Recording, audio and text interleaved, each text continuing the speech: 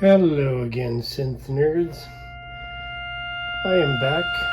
I'm currently in London doing some on-location recording near Hyde Park.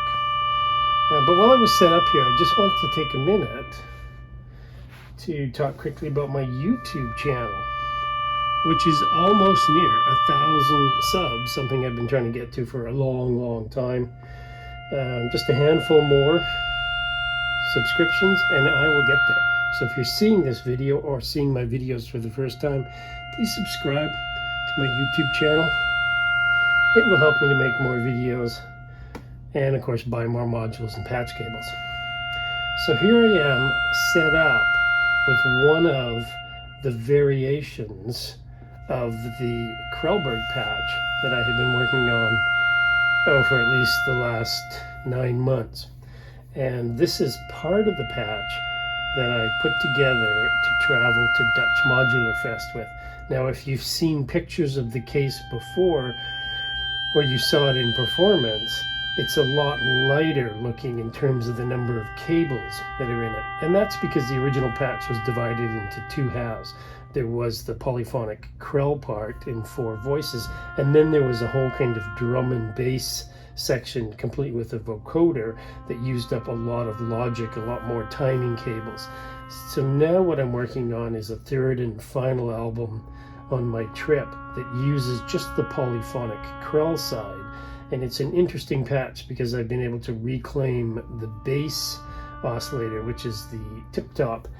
So I've got a 5-voice polyphonic Krell running, and it's all controlled by the Doepfer A178 theremin antennas. And I get a lot of questions about how that works. Like, how is it that I'm able to control the patch using my hands and the antennas? And what exactly am I doing when I'm moving around the antennas?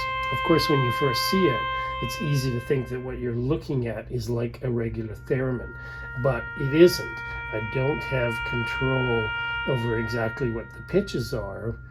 What I'm really doing is I'm influencing the actual Krell functions that are happening in the background, and I'm influencing them with the voltages coming out of the antennas. It's an interesting patch. There are no sequencers in it, and even in the drum and bass side of the Dutch Modular patch, there were no trigger sequences. The whole thing is created by logic, and in order to be able to input the pitches that are then output by the polyphonic Krell voices, I'm simply using one of the original keystep keyboards, and I'm running it in arpeggio mode. And what this lets me do is to play a scale or a chord voicing, any kind of interesting shape of harmony or melody that I want. And then the keystep spits that out as a rising, falling scale of notes quite quickly. Actually, it's moving fairly fast. And then I'm using a system of sample and holds. In this case, I'm actually running the IntelliGel Shifty, because that gives me 4 CV outs, and I'm running it in 4-part shift register mode. And then I'm running another sample and hold for the bass here on the other side of the case that I was originally using for the bass part in the Dutch Modular patch when it goes into the more kind of techno rhythmic dancey part. So then what happens is the keyboard spits out the CVs. The CVs are grabbed by the Shifty, and then they're spit out to 4 buffed mults. From there they go to the Doepfer quad oscillator, which is the heart of the polyphonic Krell, and then from there the oscillators travel all the way through the rest of the patch to create its actual timbres, and then off they go as separate voices coming out this end of the patch through the octal poly VCA from Doepfer, part of their polyphonic series, into the blue box, which functions as both the mixer and the recorder. We're going to talk in the next episode a little bit more about what exactly is going on in terms of the timbre. But for this quick video, let's focus on what's happening with the Krell functions that creates the 4 different polyphonic parts. In the background, we're listening to the lead voice as it cycles on its own. And so that is channel number 1 on the IntelliGel Quadrax. So it's running 4 separate function generators that are attack and decay, or rise and fall, if you will. What the antennas do is the antennas influence the speed of the rise and the fall in the same way that an LFO would control or modulate the rate of rise and fall in Todd Barton's original Krell Muzak patch. So I assign each antenna to either rise or fall of each of these 4 voices, each of these 4 function generators that control the voices. Now, of course, I've got 4 antennas, but I actually have 8 destinations because I've got 4 rises and I've got 4 falls. And of course, it's really simple. The Quadrax is perfect for this because you do all that assigning internally using its own patching matrix that's built in to try different ways of assigning the envelopes, or assigning the antennas rather, to control the aspects of the envelopes.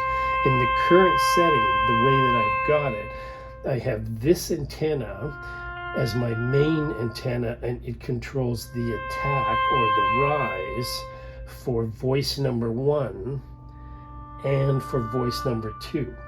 And then this antenna, which I call antenna number 2, controls the decay or the fall for voice number 1, and then this antenna on the far right controls the fall for voice number 2. So the first 2 voices are controlled by these 3 antennas. So for example, we're listening to, and I apologize for the audio quality, I'm not really set up to do this, but you should be able to hear voice number 1 kind of screeching in the background. I've tried to make it as bright and loud as possible. If I bring my hand closer to this antenna, which I call antenna number 1, I'm speeding up the rise or attack portion of that function generator for number 1. And you may be able to see the Quadrax lighting up. If I bring my hand close to antenna number 2, now the fall function is rising. And if I hold my hand still, it's like a Krell patch that's not being modulated.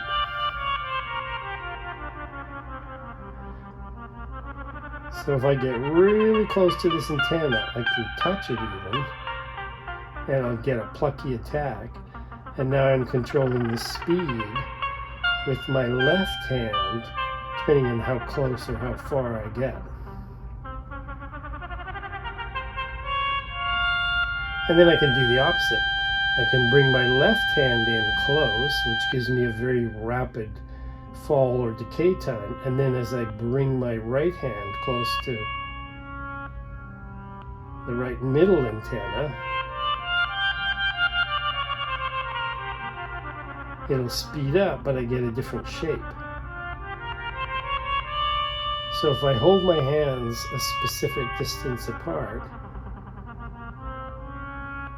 and just rock them back and forth,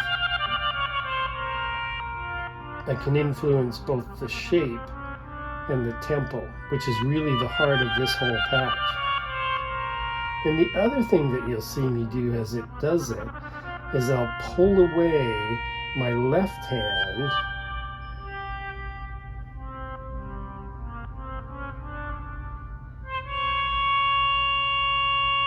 and it'll hold a note. So all it's doing is grabbing notes from the arpeggiator,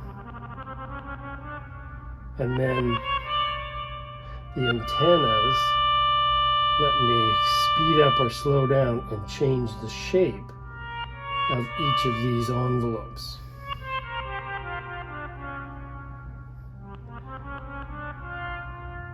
Okay, thanks for watching. We're going to continue as I go through all of this to build up the whole patch. Please like and subscribe. I am so close to the magical 1K number. And we will see you in the next episode.